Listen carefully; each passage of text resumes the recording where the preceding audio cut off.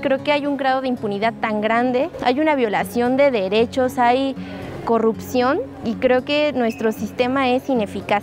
La gente no tiene fe en su sistema. Un sistema de carácter inquisitivo agotado, en el que se abusaba de la prisión preventiva, en la que se abusaba también del principio de presunción de culpabilidad. Se dejó a un lado el tema de las víctimas. Lo que menos importaba era resarcir a las víctimas. ¿Qué pasaba con su patrimonio, con su daño psicológico, con su daño personal o físico? El 92% de todos los delitos en México no son denunciados. Del 8% que sí son denunciados, no pasa nada cuando se presenta la denuncia, es decir, el Ministerio Público simplemente no hace nada, le toma la denuncia a la víctima y archiva el caso. No hay supervisión, no hay evaluación del trabajo de cada uno de los operadores, es decir, no se evalúa a la policía, no se evalúa a los peritos, no hay evaluación para los ministerios públicos, no existe evaluación para los jueces. Estábamos en realidad siendo juzgados no por los jueces, sino por el Ministerio Público. Y el Ministerio Público cometía muchas violaciones en el camino para lograr acreditar la responsabilidad, inclusive antes de que el juicio empezara, porque sabía que lo que él había actuado antes sería tomado en cuenta por el juez.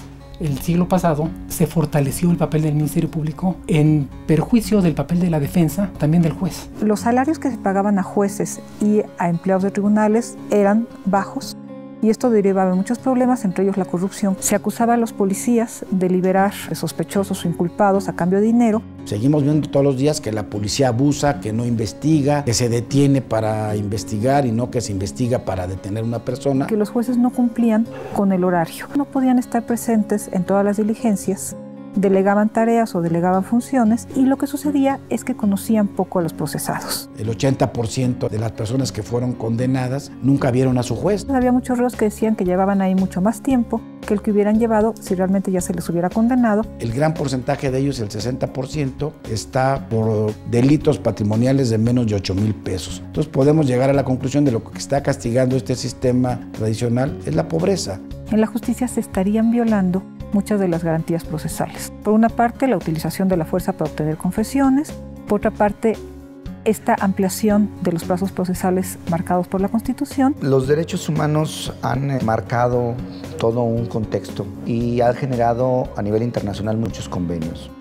Entre esos convenios, México ha suscrito uno muy importante como es el Pacto de San José en el año 69, que da lugar a la Corte Interamericana de Derechos Humanos. Una parte fundamental de ese tratado es el reconocer el debido proceso penal como un derecho humano.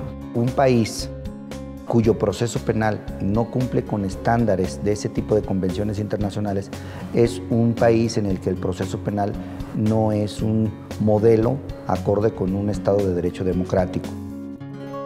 Lo que teníamos era lo que ya estaba colapsado y que no servía. Necesitamos un sistema que sea ágil, versátil, justo. Porque lo que las víctimas buscamos indudablemente es justicia. Para tener justicia necesitamos tres elementos. Necesitamos una acusación, necesitamos una defensa y necesitamos un juez. Estos tres elementos debieran estar en equilibrio, porque si no hay una buena acusación, pues no hay justicia, puede haber impunidad, los delitos no se ventilan, no se procesan. Si no hay una defensa buena, adecuada, pues tampoco hay justicia porque impera el punto de vista de la acusación y a lo mejor hay elementos que tenía que aportar el acusado y no los aporta. Y no digamos del juez, si no tenemos un juez imparcial, no tiene compromisos de ningún tipo, pues tampoco hay garantía de justicia. Se pensaba que realmente el problema no eran las leyes, sino su aplicación. Y se demostró que no, que las leyes no eran buenas, que el problema era la ley. La ley incentivaba la ineficacia del Ministerio Público. En el año 2004 organizamos junto con el Senado y la Presidencia de la República un congreso desde la Asociación Nacional de Doctores en Derecho. Ese proyecto de ley, que fue el primer esfuerzo por tratar de introducir el sistema penal acusatorio, no caminó, pero ya desde entonces la asociación trajo a juristas de toda Latinoamérica, de algunas partes de Europa, para que fuéramos conociendo las ventajas de este nuevo modelo. Todos los países de Latinoamérica habían buscado transformar su sistema, hacer un sistema acusatorio. Me dicen, bueno, pues aquí en Nuevo León los ciudadanos podemos presentar iniciativas de ley. Dicen, elabórate una iniciativa de código. En el 2004 se concretiza una reforma, digamos, relativamente parcial, que básicamente su gran mérito es que introdujo los juicios orales. Y luego viene Chihuahua, y Chihuahua avanza muy rápido. Este movimiento reformador es producto de la inconformidad de los ciudadanos con motivo de los homicidios que se cometían contra la mujer de Ciudad Juárez. Todos los organismos internacionales estuvieron presionando al gobierno del estado para que cambiara su sistema y realizara investigaciones profesionales. Las víctimas tienen un espacio extraordinariamente importante y la tienen precisamente porque el antiguo modelo de justicia no satisface los requerimientos de las víctimas. El factor determinante para que esta reforma pudiera concretarse en el 2008 fue la constitución de la Red Nacional de Juicios Orales, donde nos conjuntamos muchas organizaciones, universidades, medios de comunicación, organizaciones de la sociedad civil. La sociedad civil indudablemente fue una gran impulsora para esta reforma. Estábamos cansados de esos juicios tan agotadores, tan oscuros, en los que nunca ves al juez. Se toma entonces esta idea, esta iniciativa, y es cuando el Congreso lo toma y dice tenemos que hacer algo, y entonces es cuando se promulga una reforma constitucional en materia penal. La reforma trata de la manera en cómo se pueden prevenir los delitos. Se refiere también a la manera de investigar los delitos, es decir, a la tarea de los ministerios públicos, de los peritos. La reforma incorpora provisiones también, que es por lo que se le conoce coloquialmente como la reforma de los juicios orales, alrededor de la manera en que se van a llevar a cabo los procesos judiciales, que cambia radicalmente. Se refiere también a la ejecución de la pena.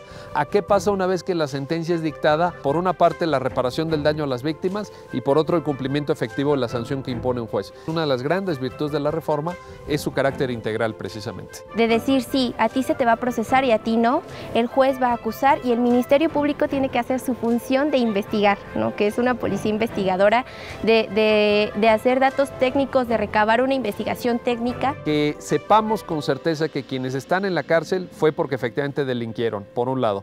Pero por otra parte, digo yo que está equilibrada la reforma porque incorpora todo un capítulo nuevo de derechos de las víctimas. Entonces, las víctimas ya no son invitados mudos, invitados de palo al proceso penal. Hoy sabemos que las víctimas tienen todo el derecho a ser escuchadas en cualquier momento, ante cualquier juez y en cualquier instancia.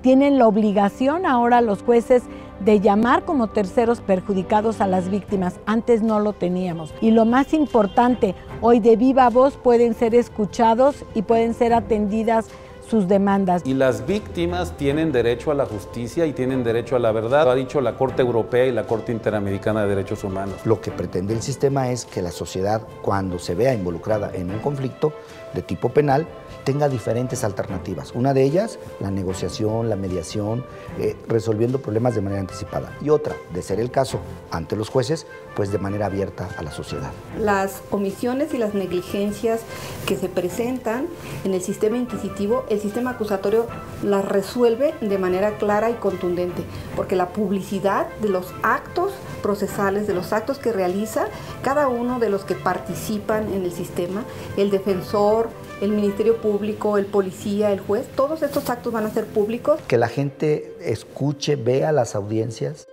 vea de qué se acusa a una persona y cómo se desarrolla su proceso, que no haya una desventaja entre acusado y acusador, tratar de buscar un equilibrio, tener al juez presente.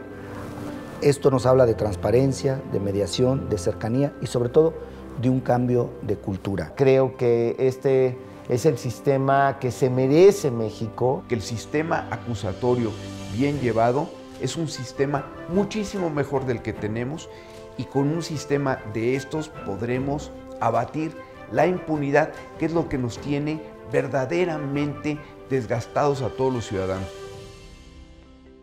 Creo que no es algo de la noche a la mañana, se tiene que trabajar. Es transformar un sistema que lleva siglos funcionando de una manera. Tenemos un límite constitucional que es hasta el 2016 para implementar este nuevo sistema de justicia. ¿Cómo vamos a llegar allá? Es un reto. Porque esto es como una orquesta.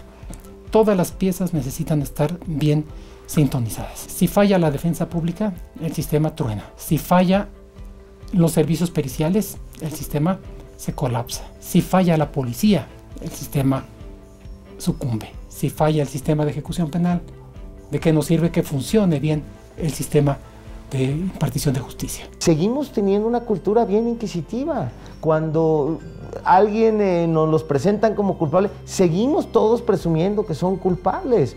También la sociedad tendremos que cambiar mucho cómo percibimos el sistema y qué exigimos de un sistema de justicia penal. Nos queda la sociedad civil por hacer, presionar a todos los gobiernos de los estados, de todas las entidades federativas. Que nosotros también respetemos toda la normatividad y todas las reglas de urbanidad, porque en esa medida podremos llegar más fácilmente a acuerdos o a negociaciones abreviadas, ¿no? No basta que los derechos de las víctimas estén en el Código ni en la Constitución. Las víctimas saben que tienen que tomar los lugares públicos para lograr los procesos de equilibrio. Y están en la plaza y llegaron para quedarse. El gran reto son los jóvenes para que esto trascienda y permanezca. La otra parte es esta unión entre sociedad y autoridad por un bien común. Un gran ejemplo de esto ha sido el trabajo que se ha llevado en el Código Nacional, impulsado por la sociedad civil, pero después fue tomado en una discusión por el Senado, por la Procuraduría, por la CETEC, por diputados, por autoridades, y juntos, con muchas otras organizaciones sociales, académicos y especialistas, pudimos llegar a una gran discusión. Por primera vez en la historia de este país, en una materia, tenemos un código nacional, un código único. Este es un gran avance, que podamos tener las mismas reglas procesales para que los juicios penales locales y federales en todo el país sean únicamente bajo una metodología. Este código precisamente es el gran acelerador para que se pueda ir implementando el nuevo sistema de justicia penal acusatorio. Pero viene lo más complicado, que es cómo logramos que eso que dice el código, ese espíritu del código, esa transformación, se lleve al día a día. Las buenas prácticas en otras partes del país, las buenas prácticas a nivel mundial, a nivel Latinoamérica, y nuestra experiencia, nuestros estudios, nuestros análisis nos dicen que hay que hacer esto, que la capacitación tiene que ser de esta forma, que la policía hay que cambiarla de esta manera. Que haya escuelas y preparación profesional para los policías de investigación y ministeriales que van a ser la base y el sustento fundamental de la reforma penal del sistema acusatorio. El desafío de las instituciones policiales, de las instituciones de procuración de justicia y de las instituciones de administración de justicia es realmente la capacitación, la preparación de todos sus integrantes, pero también la difusión de este nuevo sistema de justicia penal a todos los ciudadanos. Los que tengamos oportunidad de divulgarla para poder hacer del conocimiento público cuáles son las ventajas de este nuevo sistema penal acusatorio. Desde el 2008 que tuvimos ya la reforma constitucional, dijimos el código, porque si no hay código, no va a salir a tiempo la implementación. Ya hay código, ya no hay pretexto para que nadie se quede rezagado. El nuevo sistema de justicia penal beneficia directamente a todos los ciudadanos, a todos los mexicanos, pero sobre todo creo que tendremos justicia, que eso es lo más importante en nuestro país. Y beneficia también a los funcionarios honestos. La reforma va a ser la mejor aliada para que estén blindados esos funcionarios frente a tentaciones de corrupción, frente a presiones indebidas de abogados o incluso de sus superiores. Va a salir adelante, porque además va a salir adelante. O sea, se va a dar este cambio en el sistema de justicia del país. Se va a dar gracias al trabajo, a la motivación de los jóvenes, que tomen la batuta, que se vayan adelante, que impulsen esto a una nueva cultura. A todas las autoridades locales y federales que están involucradas en este proceso, a que se pongan las pilas y a que verdaderamente, en beneficio de la sociedad mexicana, que son ellos mismos, implementen bien este sistema.